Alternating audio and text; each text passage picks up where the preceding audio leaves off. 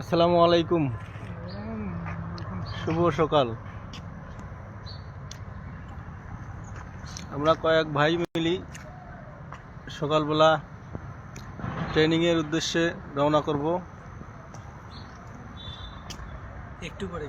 একটু পরেই 9টার দিক। তো আজকে হয়তো বা রওনা করব আমরা বাসার দিক। আপনারা সবাই আমাদের জন্য দোয়া করবেন। আমাদের যে ট্রেনিংয়ে আসছিলাম ওই ট্রেনিং সম্পূর্ণ করলাম।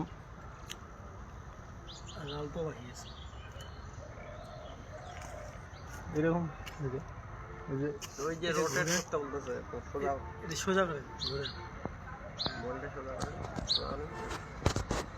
এরকম করতে হবে।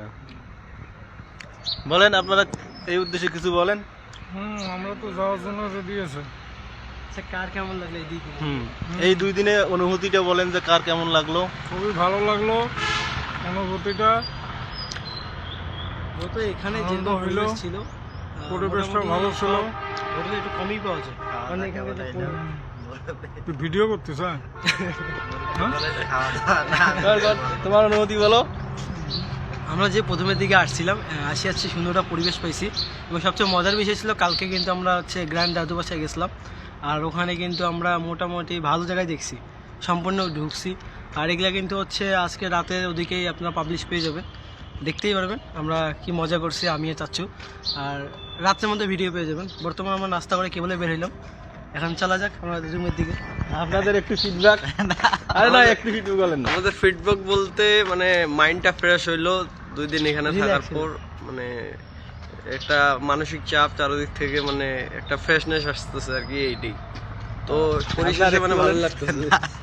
একটু আমার ভাই কিছু বলার নাই, আমার বউকে আমি বাসায় রেখে আসছি, আমার আর কোনো বলার নেই। মানে বউয়ের জন্য খুব কষ্ট হ্যাঁ, হচ্ছে। এই বেশি বেশি 2 বলতে দিন গেলে বউ একটু রাখি আবার আসি, বউর অনেক কাছে। কষ্ট হইলো নাকি? হ্যাঁ হ্যাঁ হ্যাঁ, জি। আপনার বউকে আপনি খুব মিস করতেছেন। আচ্ছা আচ্ছা। তো বন্ধুরা, সবাই অবশেষে শুনলেন, আমার এক যে উমমেট আছে, তো তার মনে অনেক কষ্ট, তার বউকে রাখি আসছে। এই যে আমার উমমেট,